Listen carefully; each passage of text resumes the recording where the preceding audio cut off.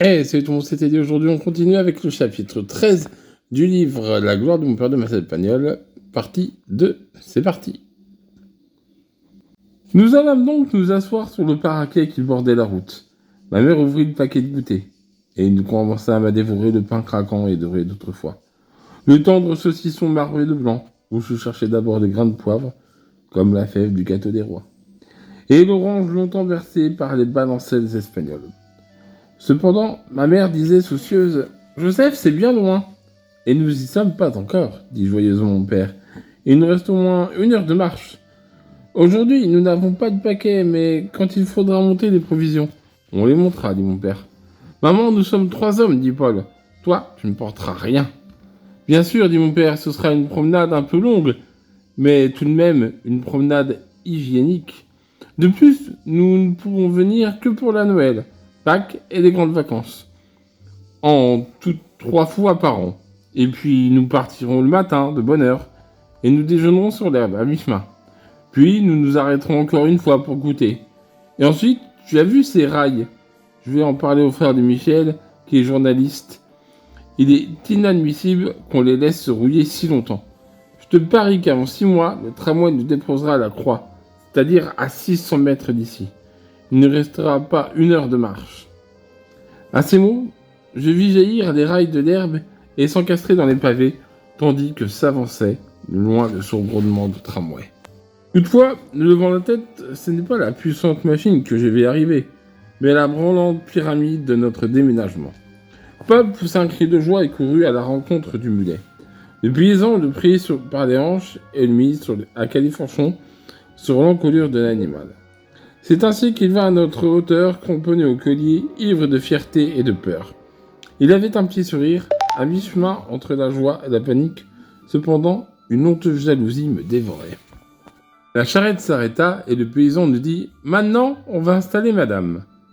Il plia en 4 un sac qu'il étala sur le plateau du véhicule. À la naissance d'un brancard, mon père y posa ma mère, les jambes pendantes, plaça dans ses bras la petite sœur, dont la bouche était entourée par des festons de chocolat.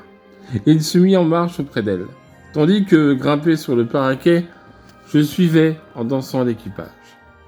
Paul, non seulement rassuré, mais triomphal, se balança gracieusement devant en arrière, au rythme des pas du mulet, et je contenais difficilement une envie brûlante de sauter en croupe derrière lui.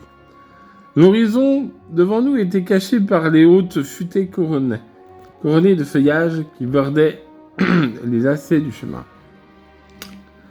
Mais après 20 minutes de marche, nous découvrîmes tout à coup un petit village, planté en haut d'une colline, entre 2 vallons.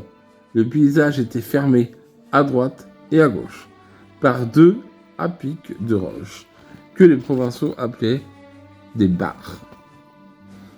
Voilà le village de la Treille, dit mon père. Nous étions au pied d'une montée abrupte. Ici, dit le paysan, il faudra que madame descende, et que nous poussions un peu la charrette. Le mulet de lui-même s'était arrêté, et ma mère sauta sur le sol poudreux. Le paysan détrôna Paul, puis, sous le ventre du chariot, il ouvrit une sorte de tiroir, et en sortit 2 gros coins de bois. Il les tendit à ma mère, surprise. « C'est des cales, dit-il. Quand je vous le dirai, vous poserez celle-là par terre, derrière la roue de ce côté. » Elle parut heureuse de collaborer à une entreprise d'homme, et prit la grosse cale dans ses petites mains. « Et moi, dit Paul, je mettrai l'autre. » Sa proposition fut acceptée. Et je fus profondément vexé par ces nouvelles violations du droit d'aînesse. Mais j'eus une revanche éclatante, car le paysan me tendit son fouet, un très gros fouet de rouillé, et dit « Toi, tu frapperas le mulet. » Sur les fesses, de partout et avec le manche. Puis il cracha sur ses mains, rentra la tête dans ses épaules et les 2 bras en avant. Il s'arc-bouta contre l'arrière du chariot. Son corps était presque horizontal. Mon père prit de lui-même la même posture. Alors le paysan hurla quelques injures graves à l'adresse du mulet, puis me cria « Picot, Picot !» et il poussa de toutes ses forces. Je frappai la bête non pas méchamment, mais comme pour lui donner le signal de l'effort. Tout l'équipage s'ébranla et parcourut une 30aine de mètres. Alors le paysan se leva la tête. Le paysan sans lever la tête, entre 2 halètements, cria La cale, la cale !» Ma mère, qui suivait la roue, posa prestement le coin de bois sous la jambe de fer. Paul l'imita avec une aisance remarquable, et le véhicule s'immobilisa. Pour un repos de 5 minutes.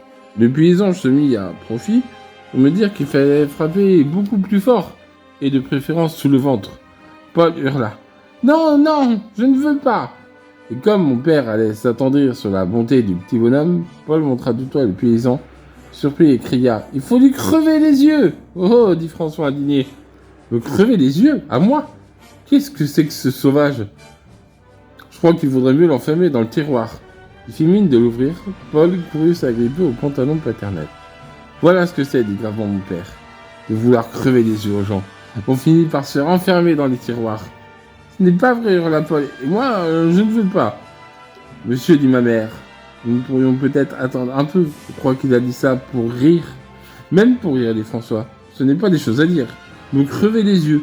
Et juste le jour où je suis acheté une paire de lunettes pour le soleil. » Il sortit en effet de sa poche un pince-nez en verre noir qu'un camelot vendait 4 sous au marché. « Tu pourrais les mettre quand même, dit Paul, de loin.